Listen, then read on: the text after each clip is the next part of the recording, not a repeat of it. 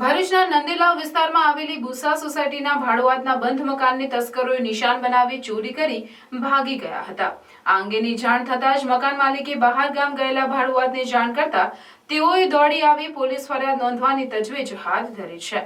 તસ્કર ટોળકીના CCTV footage સામે આવ્યા છે।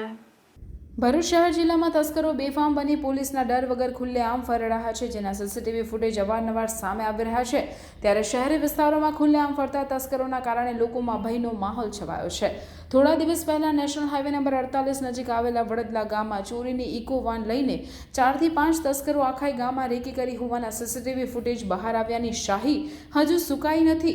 ત્યાં મંગળવારની રાત્રે નંદેલાવ ગ્રામ પંચાયત વિસ્તારમાં આવેલી બુસા સોસાયટીમાં તસ્કરો ત્રાટક્યા, જેમાં બુસા સોસાયટીની બી 36 નંબરના મકાનના માલિક ચૈતાલી પંડ્યાએ તેમના મકાનના ઉપરનો ભાગ ભાડે આપ્યો છે અને મકાન માલિક નીચેના ભાગે રહે છે। મકાનના ઉપરના ભાગે ભાડેથી રહેતા ભાડુઆત હોળીનો તહેવાર હોય વતનમાં જતા મકાન બંધ હતું।